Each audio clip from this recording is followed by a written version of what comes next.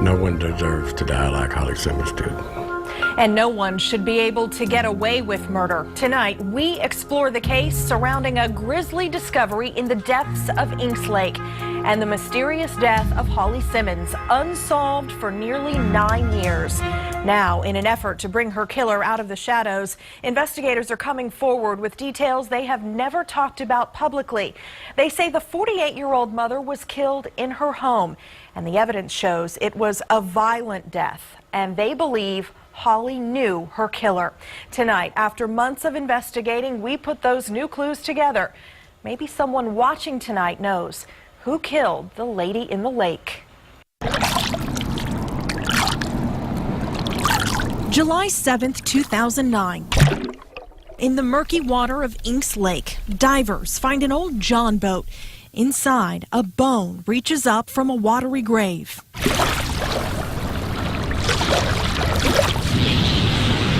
And off the waters of the Florida coast, 1,200 miles away, a brother and sister have been reaching out for answers about their missing sister, Holly Marie Simmons. We were always close, big brother always looking out for his sisters, What are you thinking when you see that? Good times. But when their sister disappeared, Paul Wishman and Deborah Sherwood knew something wasn't right. Holly would never leave her children. The not knowing was the worst. Now, finally, they knew where Holly was. How she got there is the question they're still asking. Holly Simmons disappeared in November of 2006. The story of Holly's end begins 3 years before her body was found in the water, just miles away from her home in Buchanan Dam. On November 28, 2006, Holly sent her teenage daughters off to school just before 7 o'clock in the morning. It was the last time anyone, other than her killer, saw her alive. Her purse, her cell phone, her car were at the house when her daughter came home that afternoon, but she was missing at the time. It was tough not knowing, okay, what happened, and then all of a sudden she goes missing. Wait a minute. The mystery about where Holly was ended here, under the old Inks Lake Bridge. That scuba diver found her remains 18 feet under the water, weighted down by 600 pounds of concrete. Someone obviously didn't want her found. Investigators want to find that person, and now we know that search starts at Holly's house. What was the scene that made investigators believe that this wasn't someone who just left on their own? Well, I'm not going to say what the evidence was. There was physical evidence that something did occur at the house. We don't think she left the house alive. Do you believe the person who killed Holly knew Holly? Yes. Why do you think that? I will say that it was a personal type of death. It was someone she knew. Do you believe more than one person was involved in her death? I feel that it may have been one person involved in her death, but I think it took more than one person to dispose of the body. Llano County Sheriff Bill Blackburn confirms investigators have a handful of suspects. KXAN has learned detectives interviewed both of Holly Simmons' daughters, along with the landlord of the home she rented in Buchanan Dam, and several other people who knew her. Do you think you'll solve this case? I think we will eventually. It's just a matter of getting that right tip. They need to do the time. I mean, and the fact that this person still is out in society, and we know what they're capable of, and maybe living next door to you just don't know. 8 years hasn't eased any pain for a brother and sister. Why is it so important to you all as a family that this person is caught? You took the life of a mother, sister, daughter, that you may not have thought was worth much. You're wrong. And the sheriff tells me he believes the person who killed Holly Simmons still lives in the Llano County area. And investigators are also looking for someone else. Remember, Holly's remains were found in that old John boat. Deputies want to know who bought that boat at a local garage sale 1 month before Holly disappeared. That person also bought an unusual-looking doghouse, another clue that could help catch her killer. Online right now at KXAN.com, our special Lady in the Lake feature. We speak with some of Holly's children about their thoughts on this case and who they think committed the crime. Plus, go inside this investigation as KXAN's David Barrere takes you on an interactive tour of the case, from the home where she died to the water where divers discovered her body. Just check out the investigative section of KXAN.com, and we'll also tell you how to contact the Llano County Sheriff's Office if you have any information about this murder. This week marks a decade since this father of three was murdered while camping along Lake Travis. With little to no traction in the case, Alan Wayne Huggins' family is searching for answers tonight. The 44-year-old was found dead at Schaefer Bend Park just east of Marble Falls off of Ranch Road 1431. He suffered head and neck injuries from a severe beating and revealed to the public for the first time ever, we've learned someone then dumped him in the water and left him to drown. And now the Burnett County Sheriff is taking a fresh look. That's after KXAN investigator Brittany Glass started asking, why is this case still unsolved?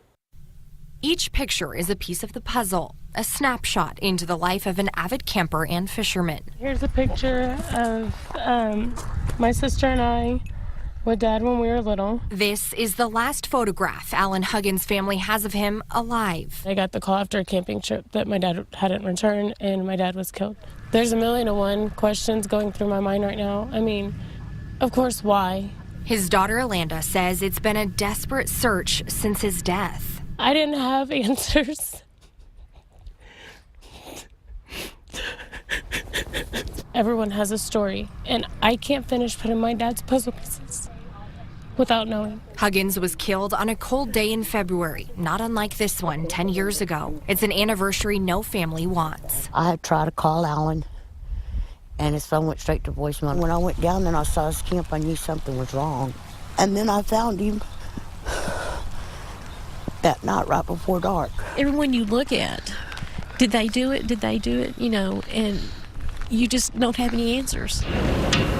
Although a decade's gone by, Huggins' murder is still considered an ongoing active investigation, at least for now. I didn't even know about it, so, you know, it kind of brought it back when you called, and so we started looking at it, and we'd love to solve the case if we can. Burnett County Sheriff Calvin Boyd says they'll re-examine the case with fresh eyes. The lead investigator and the captain of that unit has retired.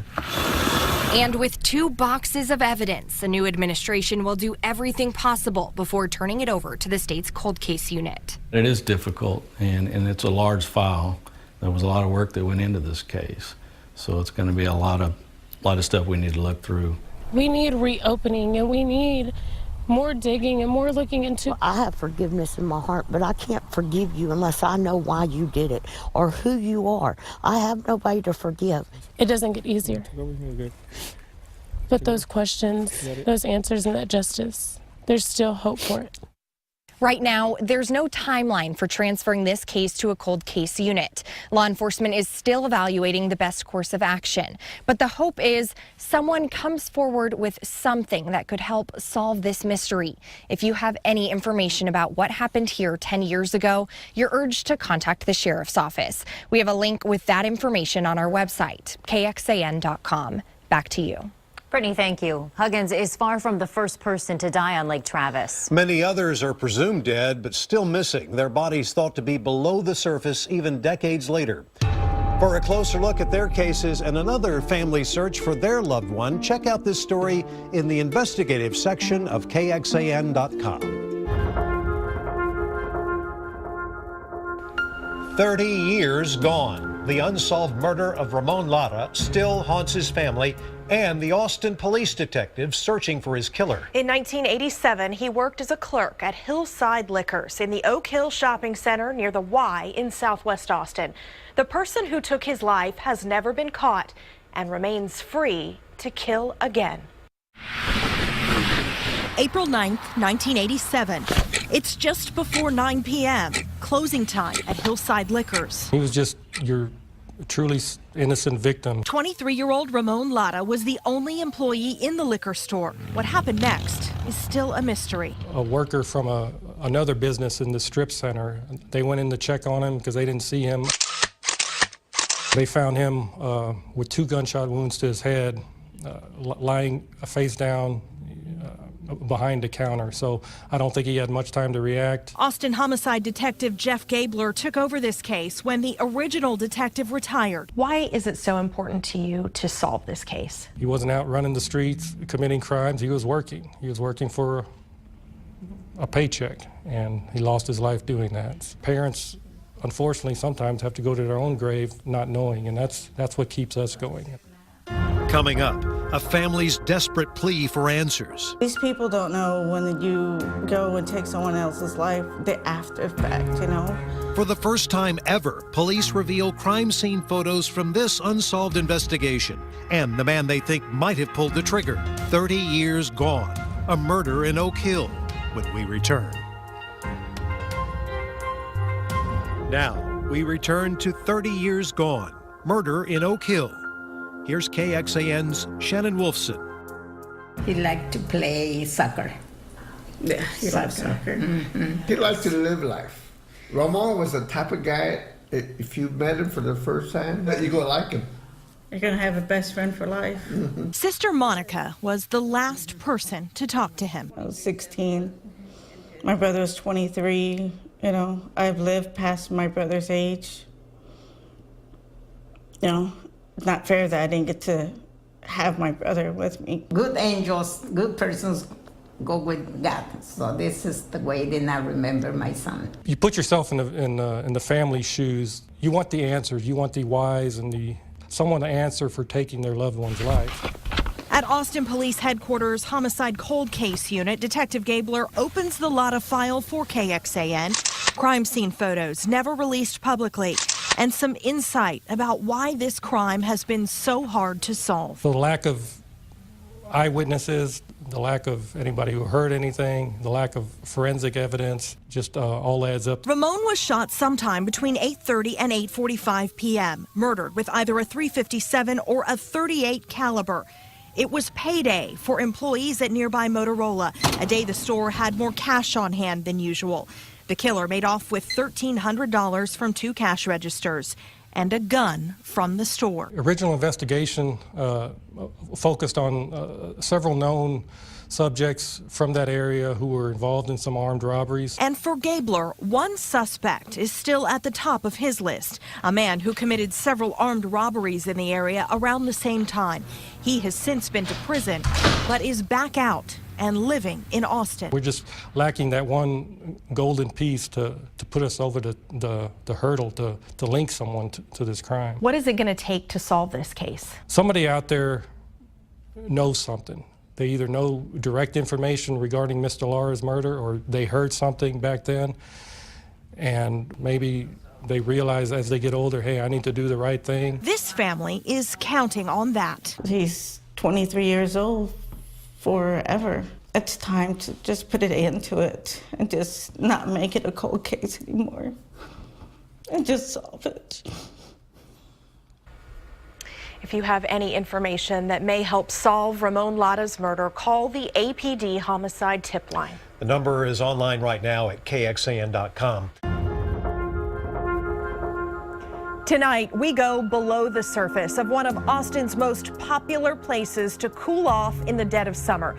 Lake Travis promises memories for the season ahead, but some of its memories are painful. In a mystery building more than 40 years, the lake has become a place of sorrow for a handful of families. At least 9 people have disappeared in that time. Their case is still unsolved. Now, KXAN's Leslie Rangel takes a closer look at a young man named Song Sok, who went missing 2 summers ago, and how his case is tied to the others. We kind of like looking into the horizon and shocked that it was just this lake, and it shouldn't happen. A summer Sunday, July 13, 2014, as bright as the future for Song Sok.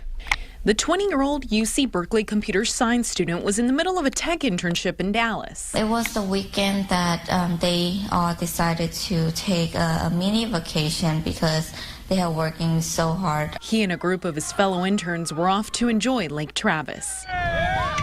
Just off VIP Marina, a place Song's sister Ka says she's never forgotten. the last place where Song was seen alive. They told me that my brother was not wearing a life jacket. It's a day that sticks with these divers with the Travis County Sheriff's Office, too. They saw him jump in, and he never resurfaced. Unfortunately, the co-worker and the manager was panicking during that time and was not able to pinpoint the exact location either. From above, the water appears peaceful, but below, the lake can be unforgiving. You can't see anything, even with camera systems that we have, the sonar that we have. You can see certain obstacles, big obstacles, but the fact that he was so small and didn't have a lot of body fat on him, he didn't surface. Divers searched for weeks. Seemed like nobody really sure how to deal with this type of situation. And it is something that we have a question. Why can't we have the answer to it or have some sort of solution to, when it's occur again? But Song Sok's family is not alone. There are at least half a dozen other families who may have loved ones in the lake. The Travis County dive team coming out to research the dangerous waters occasionally, only when it's safe. Among those still missing, a couple whose boat turned up empty near Devil's Hollow in 2003. A father camping with his 2 young sons mysteriously disappeared after a late-night swim in 1998. And 3 people on a yacht never resurfaced after plunging into the water after dark in 1976. Albert, pull all the slack out of the line. The depth of the water likely holds many of the lake's secrets. And between dry spells and frequent floods, that level fluctuates. The area where Song disappeared has gone from 100 feet to nearly 140 feet in just a few short years, making it difficult for divers to locate a body. It's not a type of lake where it goes out, it planes out, it just drops. I mean, it goes straight down. There is no sandy beaches here. It's a very steep drop-off. You could wade out into 2 feet of water, as most people know who come out here, and step off a rock, and then you're going to be in 8 or 9 feet of water. The dive team threw in a dummy to show us difficulties during a search, like obstacles once on dry land, now underwater. Because the lake level was down so low for so many years, you have small trees. You have trees out there that reach out and touch you as a diver. And divers say they believe that's where Song's body may rest. We'll search as long as we possibly can to find you. Our divers try their best to recover, the person for the family and everybody else, but sometimes it's very difficult. For Song's sister, it would mean closure, a chance to say goodbye. I wish I could tell him that I love him and I always be there for him. Song Suk's family still has an active Facebook page to create awareness for their missing loved one. Through this page, they helped fund a second dive team from Florida. The divers there had no luck, saying the waters of Lake Travis were too dangerous. But Song's family still has not lost hope that one day he'll resurface. On Lake Travis, Leslie Rangel, KXAN News. Thanks, Leslie. You heard the dive team talk about dangerous places on the lake. Well, online now, we have an interactive map where we've plotted the locations of all drownings in the last 5 years. Many are here near Starnes Island, where many party barges go and park, and the water drops more than 80 feet. Or Pace Bend Park here, where the dive team says is risky because people jump off the cliffs into the lake and can hit debris below.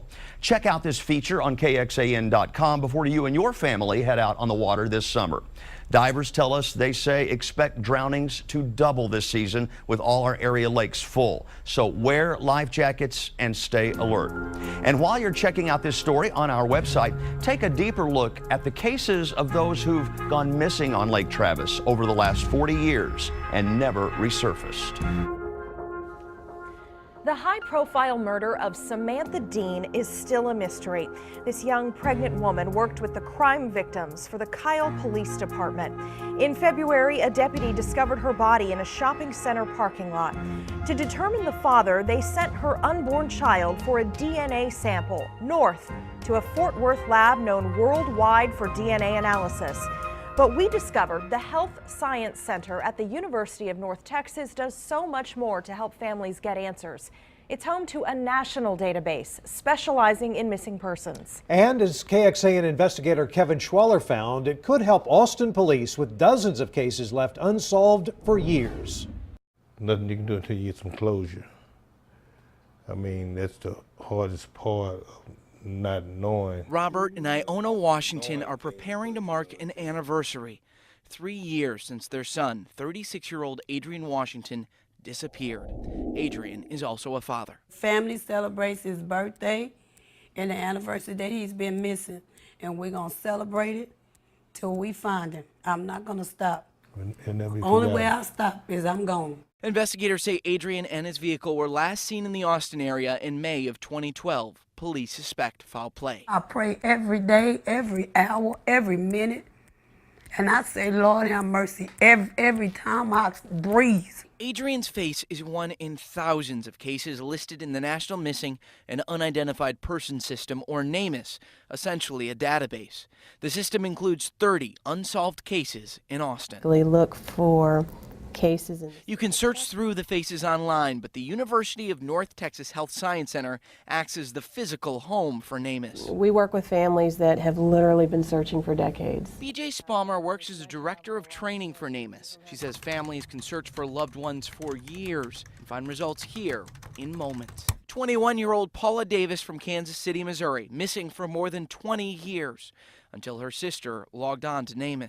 And in 2 or 3 searches, halfway down the list, she clicked on a case, it came up, and she said she immediately knew that that unidentified decedent was Paula. The sister found a description of a body with tattoos that matched Paula. That's the other side of the system. NamUs also hosts information about unidentified remains. Police, medical examiners, and families can all search for clues here. Adrian's entry has his picture, a description of scars, and a synopsis of his case saying that he left his home to run an errand and never returned. It also shows that a DNA sample is on record. Sometimes the answers families find are not the answers they hoped to hear.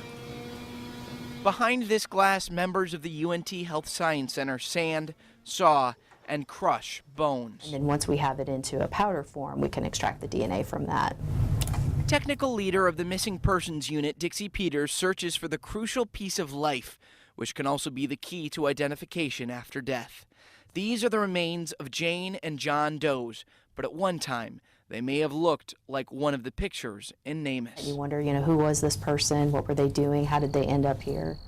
And it's those questions from cases in Central Texas that first got us looking into the center in Fort Worth, like when the labs helped investigators after they discovered the body of a child here off Felter Lane in southeast Austin. We have every reason to believe that the remains of that child are those of little Colton Turner. Investigators worked with the UNT Health Science Center to identify 2-year-old Colton.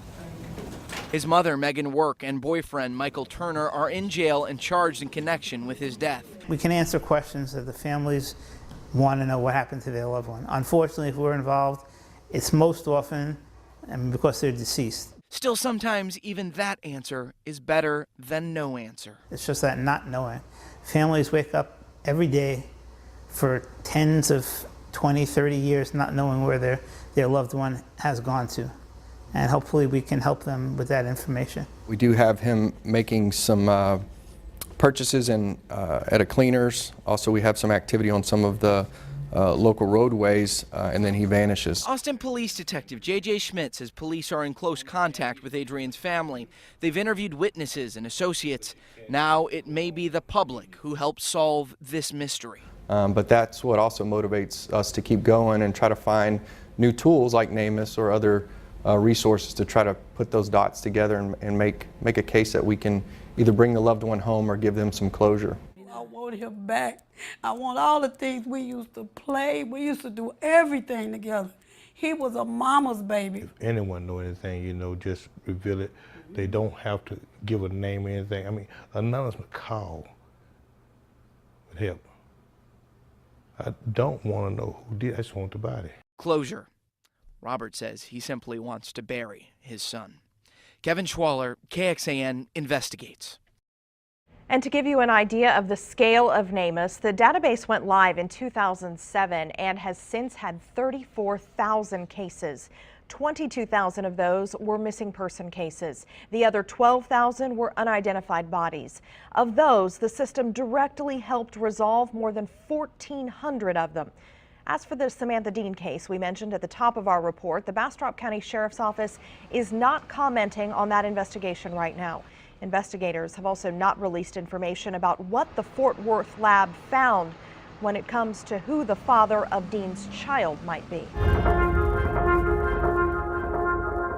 16 murders in Austin this year so far. And for the 2 cases still unsolved, police need your help. And so does a mother who's waited nearly 3 months for answers about her son's killer.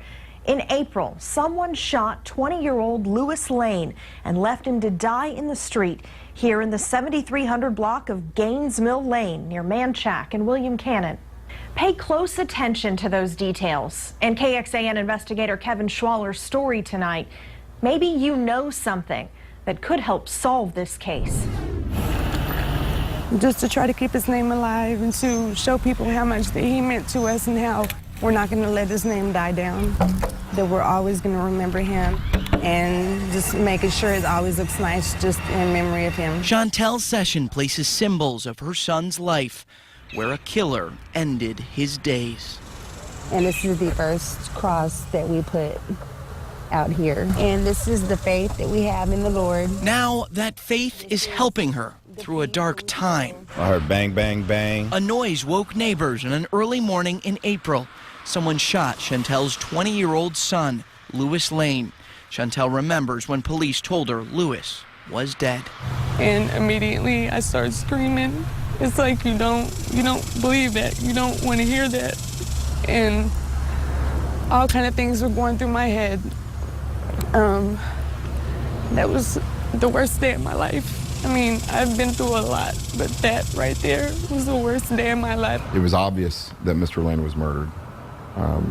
It wasn't an accident. Austin Police Detective Anthony Nelson says they're following leads and uncovering more about the night Lewis died. But we know where he was. We know how he got about Austin. And we know that he was with other people when he was in that location on Gainesville. Detective Nelson didn't want to speak in more detail to protect the investigation. He did tell us, though, it would have been uncommon to find Lewis here in this South Austin neighborhood where they discovered him dying. Family put up these flyers hoping to get more information. Now a mother waits for answers. But I knew my son as this boy that grew up in church. His mom says Lewis grew up loving basketball. He also got into trouble. Court documents show he punched a man in the face in 2012 after stealing his cell phone. He spent a few months in jail for theft. Lewis also had convictions for criminal trespass and other theft cases, but his family believes he was trying to change for himself and his daughter. But that was my son, my only son. And I feel like he was taken from us before he was even given a chance to even really show himself, not us, but show himself what he was capable of doing. So I'd hope the family would understand that we're working. We're not slowing down. We're not closing our eyes. You know, we're following up on every lead that we get. I'm very confident that this case will be solved. Until then, Chantel marks time in graveside visits. I feel like my son's not going to rest in peace until they find out who did this to him. Kevin Schwaller, KXAN, investigates. Anyone with information about Lewis Lane's murder should call the APD homicide tip line or Crime Stoppers. We have put both numbers for you in this story online in the investigative section of KXAN.com. And while you're there, check out our special case file feature for the city's unsolved murders, including Lane's. Plus, head to our Facebook page to share this tip poster and maybe help police solve this crime. Remember, if you have something you want us to investigate, email us at reportit@kxan.com.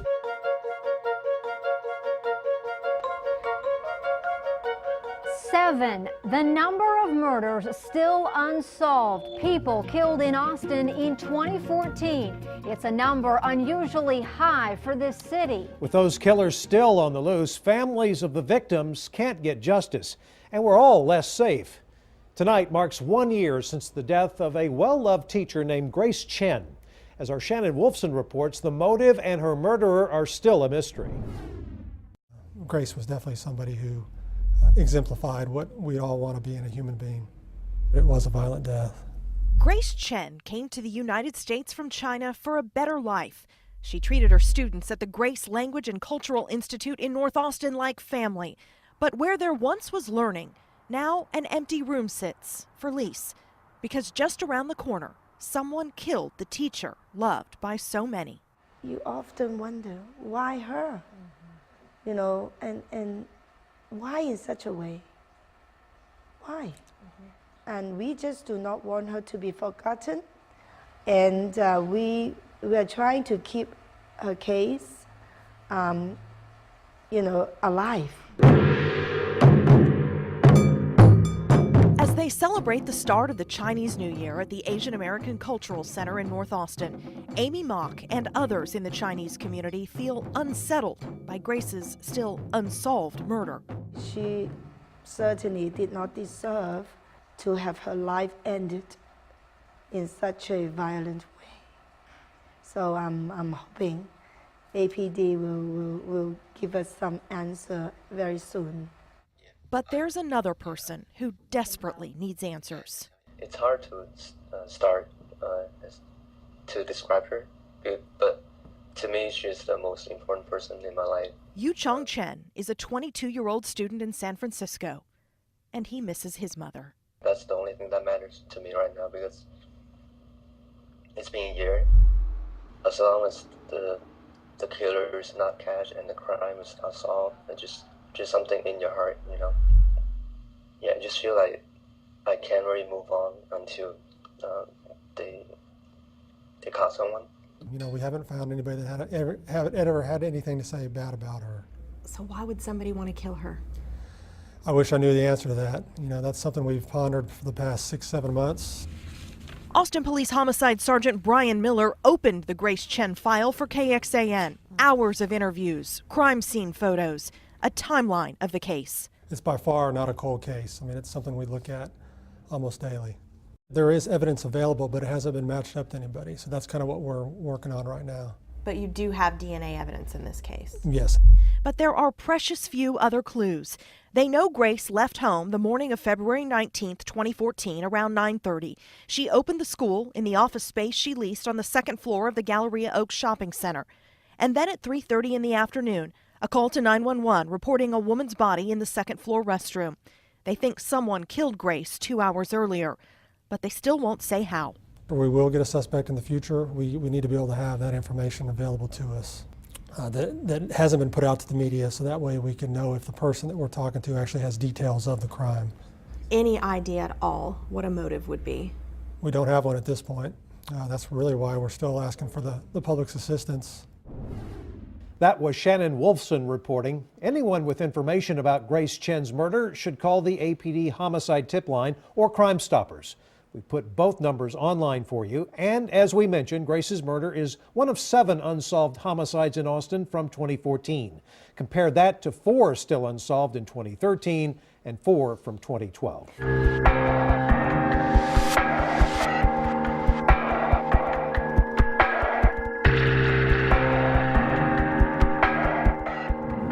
After an arrest this spring in the 1979 murder of Deborah Sue Reading, one of Austin's major unsolved crimes, there's new hope.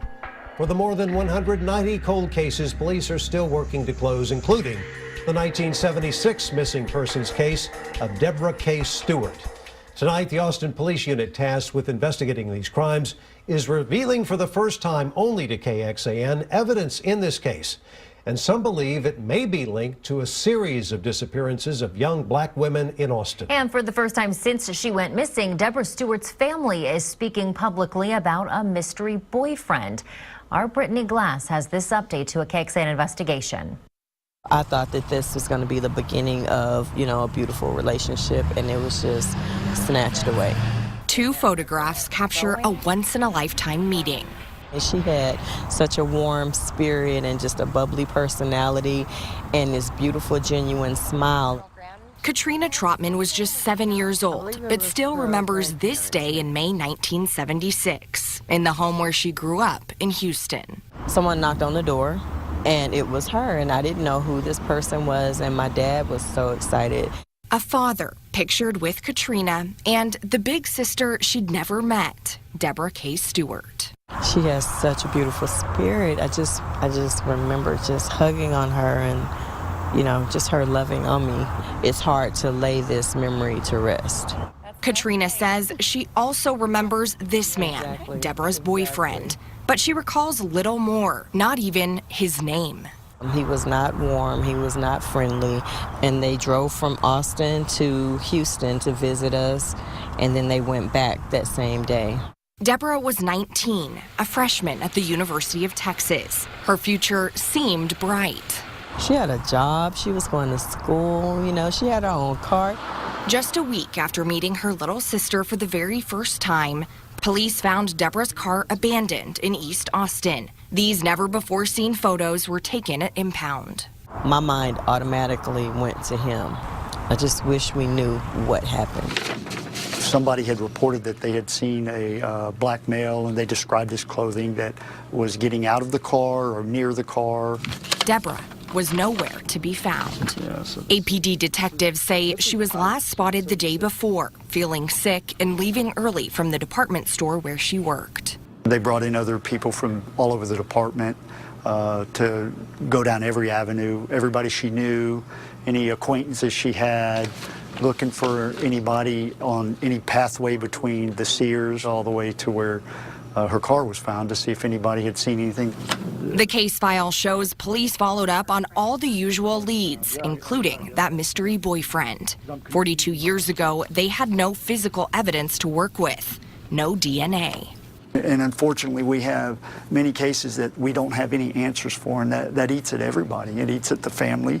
It eats at all of us. And what's worse, Deborah was the third young black woman to go missing in Austin around that time. 20-year-old Brenda Moore disappeared 2 months before Deborah. Her car was found near the location where Deborah's would eventually turn up too. And the week before Deborah went missing, 20-year-old Jennifer Barton also vanished. I don't really believe in coincidence, so it could definitely be connected, but I don't rule out any possibilities either. Although these cold cases share undeniable similarities, Katrina says her focus remains on the man whose face she can't forget. The boyfriend who dropped off the radar. Someone she desperately hopes can shed light on her sister's case. I don't know if he's alive or dead or anything, but I just want to know what happened. I just still believe that somebody somewhere knows something. Because Austin police back then crossed Stewart's boyfriend off their list, cold case detectives today say they haven't pursued him because they have no reason to. APD tells me in order for any progress to be made in this case, someone who knows something has to come forward. They're relying on people in each of these 3 cases for any new significant developments. This isn't a podunk town. We're going to find you, and you're going to get justice for the crime that you committed in this county. That I promise you. 11 unsolved homicide and missing persons cases line the walls of the Williamson County Sheriff's Office. They're the focus for an all-new cold case unit the agency launched this summer. The team is made up of retired law enforcement officers, some even U.S. Marshals who now live in the area and want to volunteer their time to close these cases, the oldest of which is almost 40 years old. The cold case unit launched this summer, and there's already talk about a possible network television show in the works because of its unique approach. It's all under the guidance of Williamson County's newest elected sheriff, Robert Chody. And even before he took office, he got a call from the granddaughter of one of those unsolved homicide victims asking for help. They would never hurt anyone. Very gentle people, very simple Christian people. On March 5th, 1988, 77-year-old S.E. Ritchie and his wife Ethel were unloading groceries at their home in the small town of Shiloh when someone assaulted them in their driveway. This is considered a cold case, and the best way that I can say this is this case has been cold since my grandfather hit the ground. S.E. had a fractured skull and died a few weeks later in the hospital. Ethel was knocked unconscious, unable ever to identify their attacker. It was definitely hard. I stayed with her actually for about the first 6 months. She had bars on her doors and windows, and she could just never remember. Nearly 30 years have passed, and Ethel is gone now too. But Carla Ritchie, the granddaughter who was just a teenager back then, has never given up hope, especially since the county's new cold case unit has shown fresh interest in the case this summer. I think the pain of having to fight what happened to our grandfather, this sweet, precious little old man, it's been hard enough. I just finally feel like we're getting somewhere. We may never have the answers, but just to know that it is being looked at. Anyone with information about the Ritchie case should email the county's new cold case tip address. You can find it in this story at the homepage of KXAN.com, where we also have a look at Williamson County's other cold cases. One of the most high-profile cases for the team is of this woman, Rachel Cook. The Georgetown teenager went missing after going out for a jog 15 years ago. This spring, the sheriff's office received a tip about possible human remains buried in the county, but a search revealed nothing. It's part of the puzzle those retired law enforcement officers are hoping to solve as they volunteer for the cold case unit. We speak to one of them, a former Austin police officer, about his newfound mission, online now at KXAN.com. A mysterious death on a dark and lonely Central Texas road. 3 years ago, we first told you about 36-year-old Isela Moreno, found badly injured in the middle of Texas Highway 71 between Smithville and LaGrange. She died soon after, and her case is still unsolved. Tonight, Isela's family, desperate for answers, speaks with KXAN investigator Kevin Schwaller. Every day she would call me. Gloria Adkins cherishes memories of talking with her daughter, Isela Moreno. She never wanted me to say bye. At the end of the conversation, it was always later, gator. Never bye. Isela never got to say goodbye. What happened here? And I lost it. Led to another call. And he told me that she'll never forget. They had found her on 71, and that they didn't know if a car had ran over her. She had gotten thrown out of the car. Isela died. Lieutenant David Byer with the Fayette County Sheriff's Office says investigators soon started looking at the case as a homicide. But we do feel like some type of struggle did happen out there that night, or which caused her to end up in the middle of Highway 71. A short walk off the road at this rest stop, the main piece of evidence. There was some type of, I guess you could say, sexual activity that occurred in that area there, because we did find a used condom, and that's what gives us the DNA. DNA investigators say matched Isela and an unknown man. Finding that evidence that day definitely was, it was like, we got a chance to clear this case. But it was raining the night she died, possibly washing away other evidence. Then another challenge. Investigators had to start checking into numerous places and people because Byer said Isela used drugs and was possibly involved in prostitution. But that doesn't mean that she can be just forgotten. You know what I mean? She was a mom, a grandma, a daughter, a sister, and now I don't have that. Somebody took that from me. Yes, sir. Message saved. I've got some phone messages here on my work phone that I have never deleted. Message saved. And a few of those phone messages are from Isela's mother. And because it reminds us. Thank you for your work. Thank you. Byer believes there might be only two people who ever knew what happened, Isela and her killer. And I would greatly appreciate it if somebody would come forward and say something. I really would. Because it's very hard. It's very hard on me. I want to see somebody pay for what they've done. But is it going to bring me that closure that I need, that, you know, I'm wanting? I don't know. Because memories are now all they have. Kevin Schwaller, KXAN, investigates. If you have any information about what may have happened, call the Fayette County Sheriff's Office at the number on your screen. We've also included it in this web story in the investigative section of KXAN.com.